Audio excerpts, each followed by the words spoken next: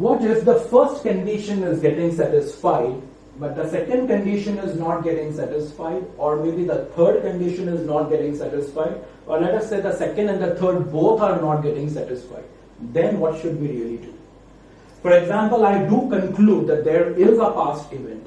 I do conclude that there is a present obligation. But condition 2 and condition 3 is not getting satisfied. As I said, it can be or both. Maybe the second is getting satisfied and not the third one. Or maybe the second is not getting satisfied, but the third condition is getting satisfied. Whatever it is. All the three conditions are somehow not getting satisfied. So first condition gets satisfied. So there is a present obligation on account of a past event. But the second and the third, there is problem over there. Then what should we really do? This is what is going to give rise to what we will call as a contingent liability. See, a contingent liability can be of two types. Let me put it in that way. A contingent liability can be of two types. What is it? It can be a present obligation, or it can be a possible obligation. So these are the two forms, or I would rather say two possibilities of having a contingent liability. Present obligation. Now you may wonder that isn't a present obligation a provision? Yes, the answer is yes. A present obligation does give rise to a provision, but I can recognize a provision provided all the three conditions are getting satisfied. Think in this way, that same example that we were taking even earlier also, consider that same example over here. A client of yours, a dissatisfied customer of yours has filed a case against you and the matter is lying before the courts, isn't it? So what is the past event? The client has filed a case against you. What's the present obligation? The matter is lying in the court as on the balance sheet date. The verdict, the judgment of the court is still pending, right? So I have still not got the final answer to what will happen in this particular case. But my lawyers are advising me, please don't worry.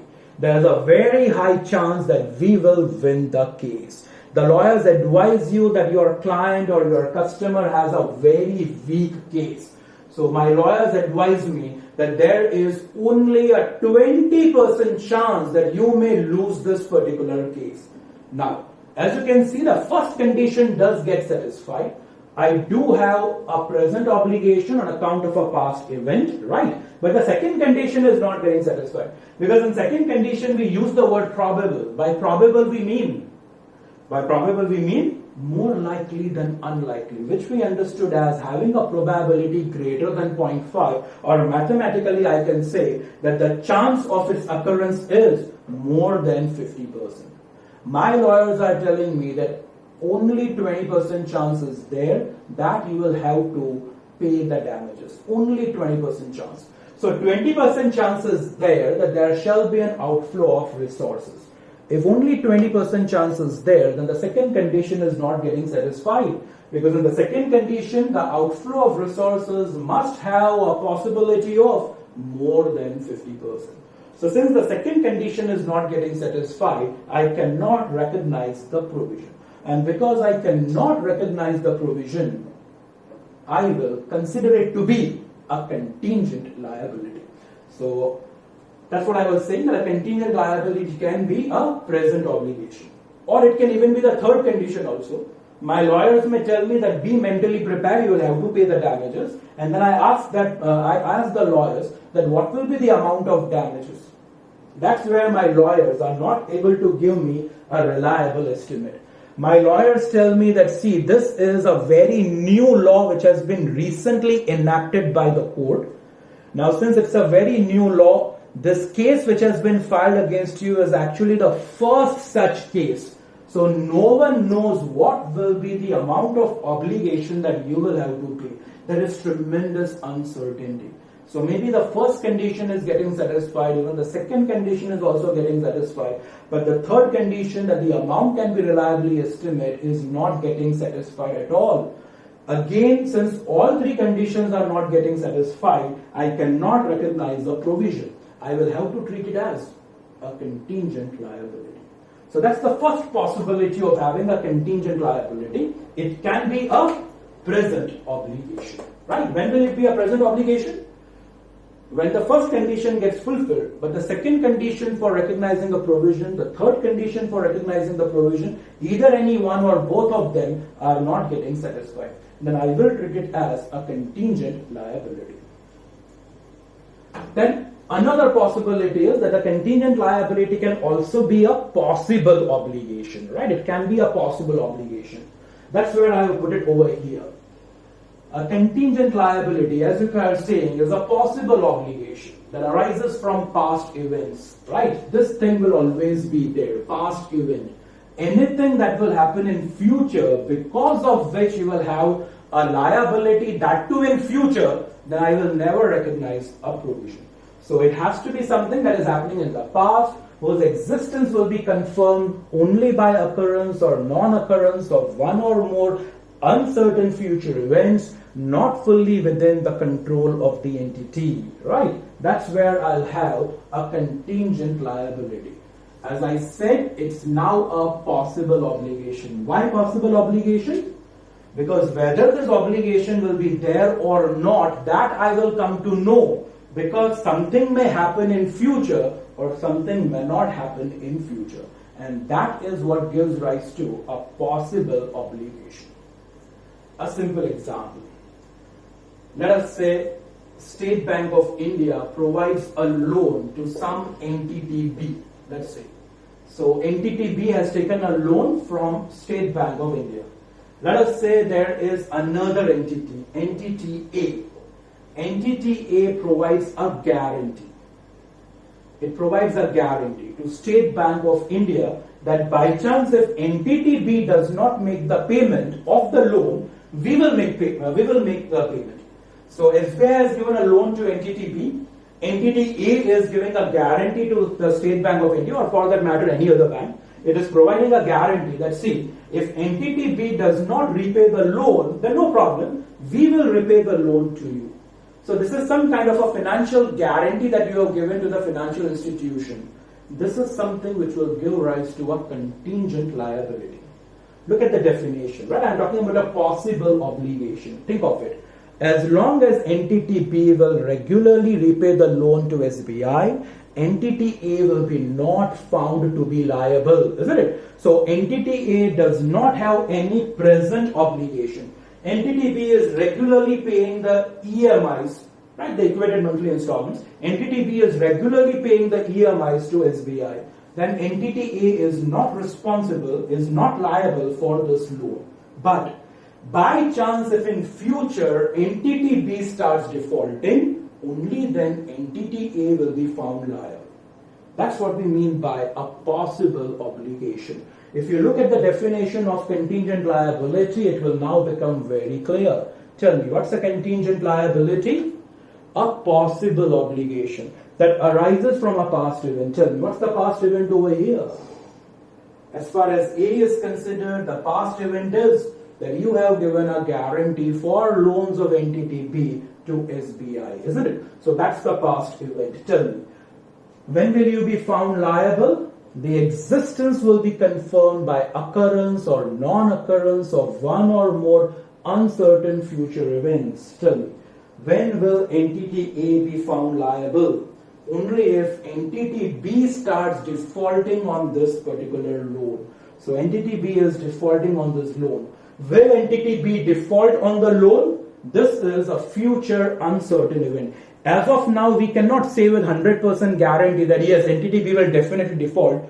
To be very honest, if entity A already knows that in future entity B will definitely default, then in the first place entity A will never provide this guarantee, isn't it? It's very natural.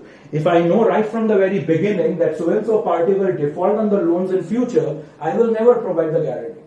Actually, I am convinced that the financial health of this particular party is very strong. And that is the reason, that is the only reason that I am providing the guarantee, isn't it? So, this is something that will be confirmed, as I said, on some future uncertain event. If you again return back to the definition over here, yes, this definition, please look into it, the contingent liability. Something has happened in the past, we have given a guarantee to SBI, that's the past event. And when will you be found liable? If there is occurrence or non-occurrence of an uncertain future event. Tell me, what is the uncertain future event? Here, that the entity B starts defaulting. And again, very important, not wholly within the control of the entity, isn't it?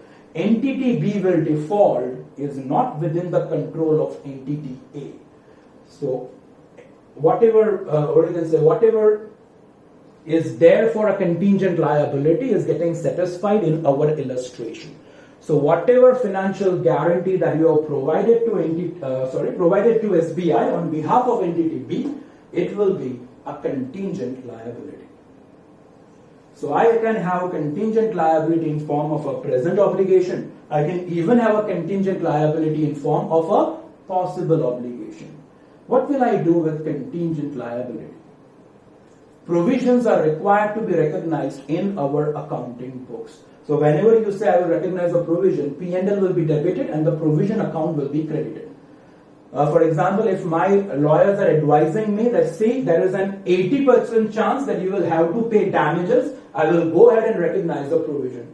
My lawyers tell me that be mentally prepared, you will have to pay 2,50,000 rupees. Fine, I'll recognize a provision for it. P&L account debit to provision for damages, 2,50,000. That is what I will be doing, isn't it?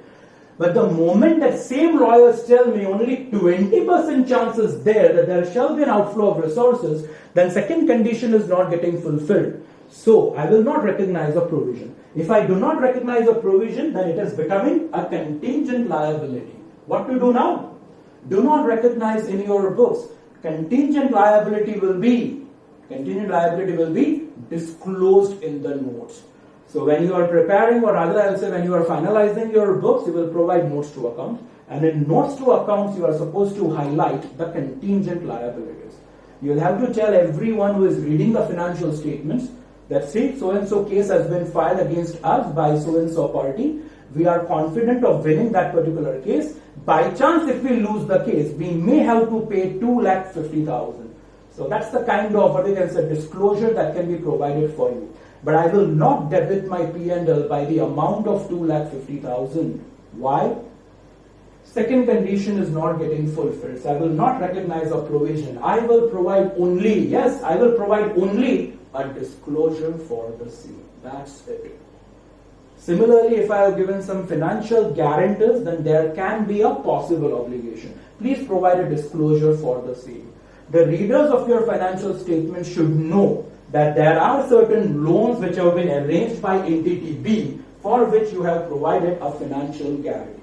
So readers of financial statements, especially your own shareholders, should be absolutely aware about this, that we have given some guarantors. So the shareholders also know that, okay, there is a possibility of some obligations in future. So whatever are the contingent liabilities, those contingent liabilities should be disclosed by us.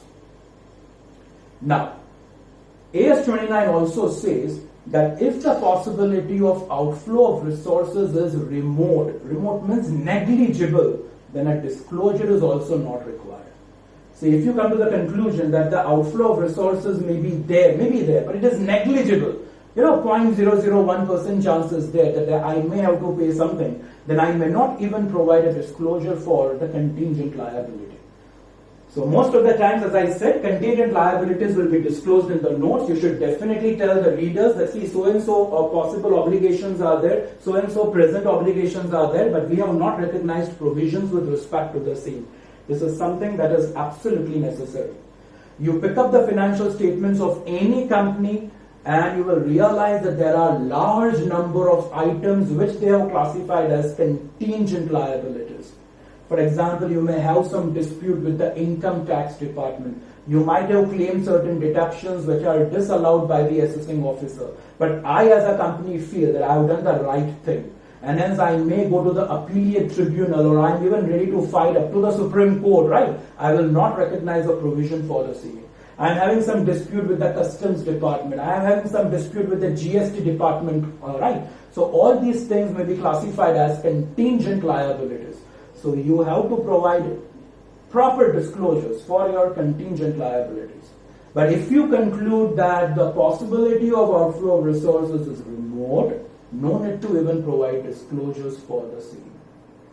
For example, let us say, if we take some example where the possibility is very remote, let's put it this way. Entity A, for example, sells on credit to B. So A is having some bills receivables which we are discounting with bank. Let's put it this way. A is selling on credit basis, but A is in need of money. So whatever are the bills receivables, those bills receivables are discounted with the bank.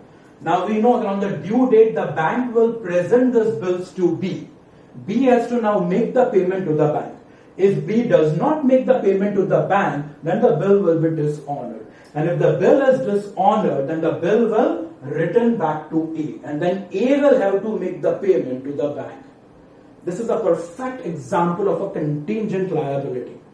Bills are already discounted with the bank. So tell me, now what is the primary liability here? Right? Earlier B was supposed to pay to A, now B is supposed to pay to the bank, isn't it? So, when will A have to pay to the bank? Only if B defaults. That's exactly the concept of a contingent liability. A will be found liable for the bills discounted provided B does not make the payment. Just see, because of occurrence or non-occurrence of an uncertain future event. The uncertain future event over here is that B may default and not pay to the bank, isn't it? And it should not be wholly within the control of the entity. Whether B will pay to the bank, yes or no, is not within the control of A.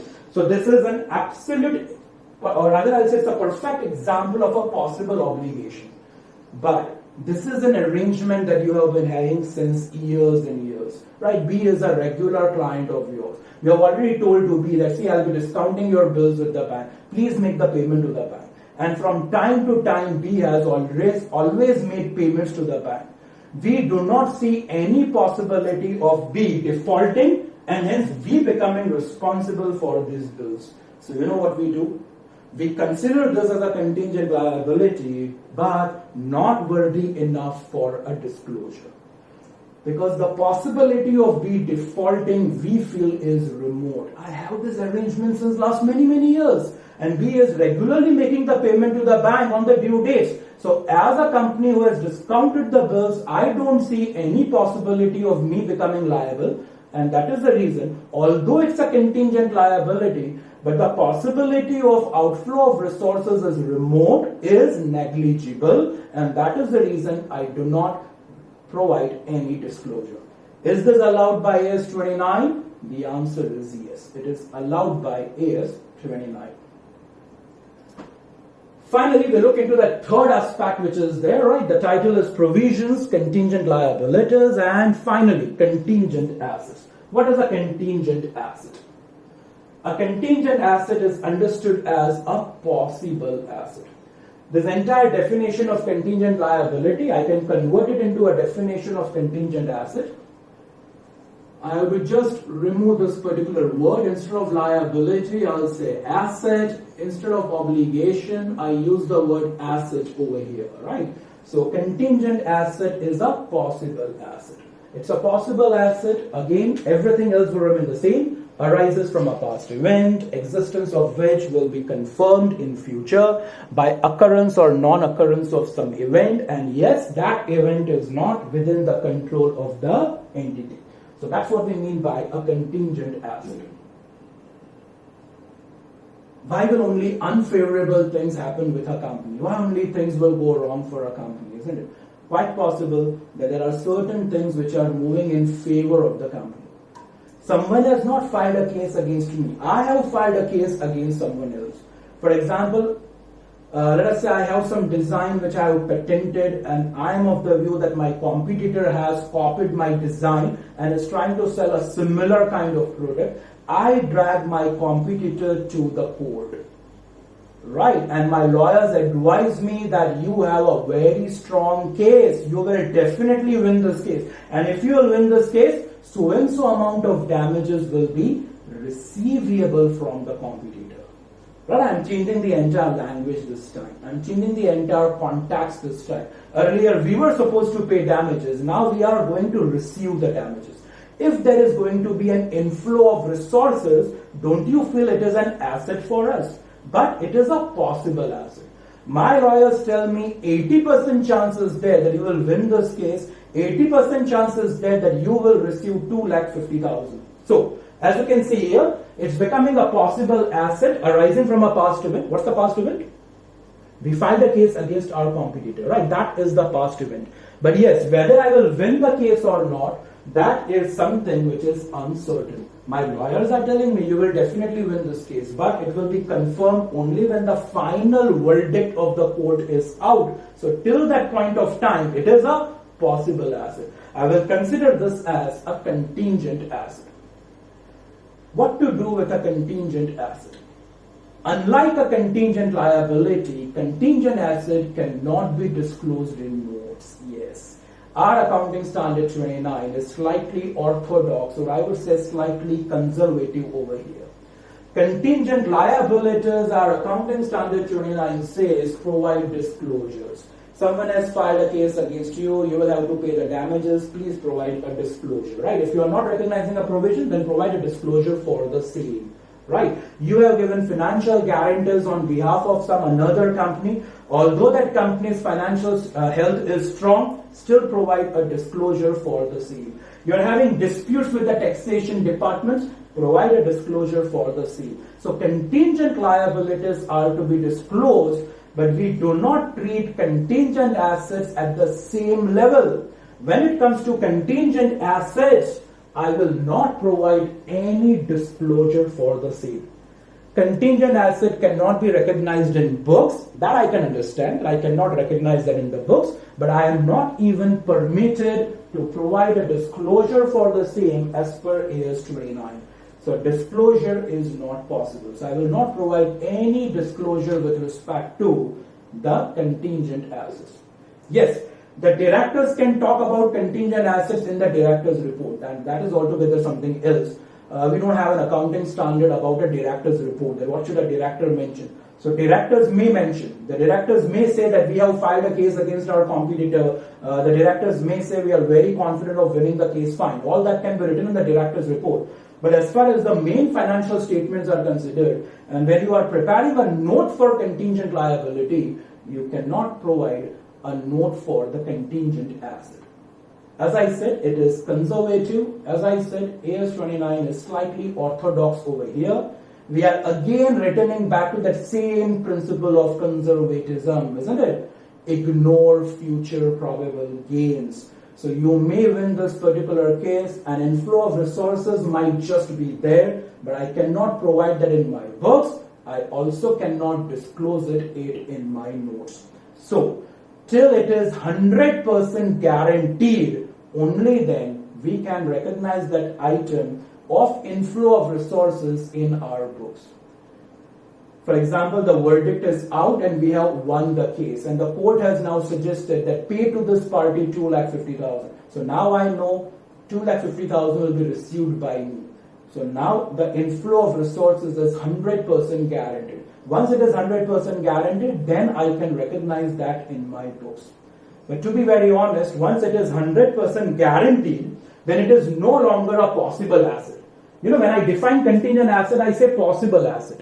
Possible asset means it may happen, it may not happen in future.